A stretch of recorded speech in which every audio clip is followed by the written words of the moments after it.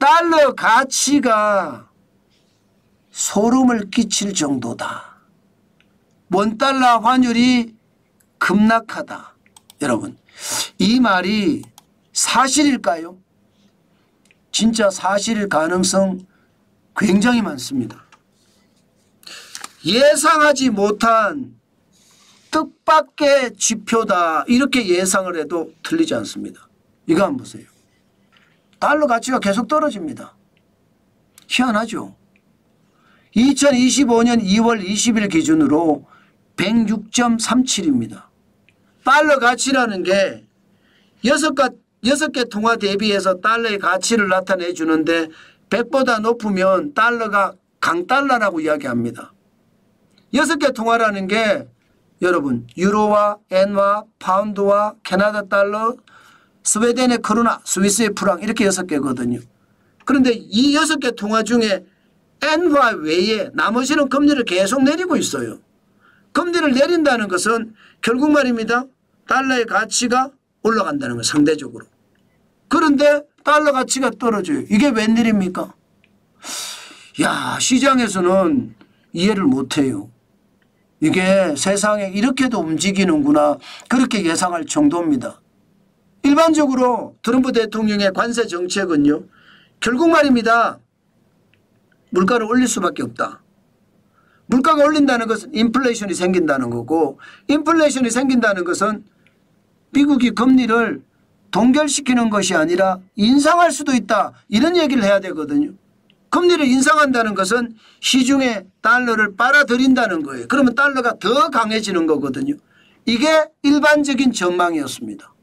그런데 일반적인 전망하고 달리 지금 달러 인덱스가 106.37까지 내려가니까 시장의 분석가들이 분주해졌습니다. 이게 도대체 뭐야?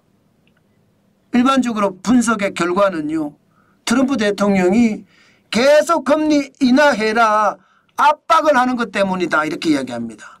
금리 인하를 해라 압박하는 것 때문에. 달러 가치가 이렇게 내려간 게 자꾸 금리 인하해라 이렇게 압박을 하니까 예, 아마도 시장에서 그냥 먼저 움직이는 거다 이렇게 예상을 합니다. 여러분 3월 달에 말입니다. 예, 미국은 분명히 금리 인하를 위해서 FOMC 연방공개시장위원회가 열립니다. 3월 18일 19일 이틀간 열리거든요. 그리고 19일 날 금리 결정을 할 거예요. 현재까지는요 동결이 97.5%예요. 97.5%인데 시장에서는 달러 인덱스가 계속 올라가는 거예요. 동결한다는 동결이 강한 겁니다. 이게 인상은 아니지만 인하를 해라 이렇게 이야기하고 있는 와중에 동결이라는 것은 굉장히 강한 매파적인 행동이거든요.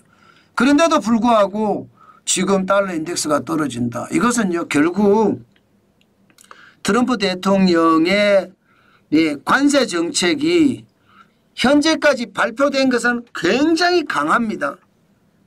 그런데 실행이 된 것은 지금 중국만 실행이 됐고 나머지는 유예하면서 협상을 하기 때문에 그렇다 이렇게 이야기하는 측면이 있고요. 또 하나는 트럼프 대통령이 제롬 파월 연방준비제도 의장한테다가 금리 내려라. 계속 금리 내리라고 이야기하고 있습니다. 어느 나라든 중앙은행은 독립성을 가지고 있습니다. 그렇지만 정부에서 계속 압박을 하니까 거기에 대한 영향을 받는다. 이렇게 얘기하고 있는 겁니다. 그러다 보니까 원달러 환율이 어떻게 돼요? 급락했습니다. 지금 보시는 것처럼 1434.5원까지 떨어졌어요. 오늘 하루만 9원이 빠졌습니다. 적게 빠진 거 아니죠.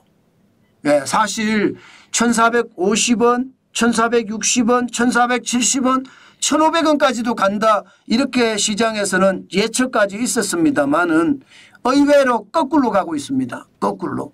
지금 거꾸로 가는 것이 어쩌면 말입니다. 시장에서는 야 이게 이럴 수가 있구나 이렇게 이야기할 정도로 사실 굉장히 충격적입니다. 예, 예상하고는 달리 달러가 약해지면서 원화가 강해진다. 원화가 강해지니까 이게 지금처럼 예, 1434.5원으로 지금 나타나고 있는 거다. 이렇게 예상합니다. 여러분 시장이라는 것은 이렇게 틀릴 수도 있습니다. 분명히 시장의 예측하고 다를 수도 있습니다. 그러나 시장은요 일반적으로 그 기능을 복원을 합니다. 현재까지 예상했던 게 달러가 약해진다잖아요. 실제로는 달러가 강해진다잖아요. 그런데 실제로는 약해지고 있죠. 이것은 결국 말입니다. 시간이 지나면 지날수록 좀 더 강해지지 않을까 그렇게 예상을 하는 겁니다. 그러면 여러분 이게 실질적으로 시장에서 일어나는 것을 보면 앞으로 그러면 원달러 환율이 이제 1434.5원이 됐으니까 더 밑으로 떨어질 거냐? 떨어질 수도 있겠죠. 그렇지만 우리가 아주 독하게 봐야 됩니다. 제가 떨어질 수도 있겠죠. 그 말씀을 드린 이유는 딱 하나예요. 지금 일본이 딱 그거거든요. 기준금리가 말입니다. 4.5%인 기준금리를 내린다고 하니까 엔달러 환율이 지금 149.8원까지 떨어졌거든요. 엔화가 강해지는 거죠. 엔화가. 지금 트럼프 대통령하고 이시바 일본 총리가 만났을 때 무역력조, 무역 불균형 이거 조정해야 되는 것 아니냐 이런 말이 왔다 갔다 했습니다. 그 말에 따라서 사실은 일본은 움직이고 있다 이런 느낌이 없지 않아 있습니다. 게다가 일본의 물가가 너무 높기 때문에 지금 금리를 또 올려야 되는 그런 사태가 지금 벌어지거든요. 여러분 1990년대 프라자 협정 아시잖아요. 약달러가 되면서 강연이 되는 것. 지금 그런 모드로 가고 있다 이런 생각은 듭니다. 그렇지만 원화가 이렇게 갈 거냐 여기에 대해서는 좀 더 생각을 해보고 우리가 고민을 해봐야 되겠다.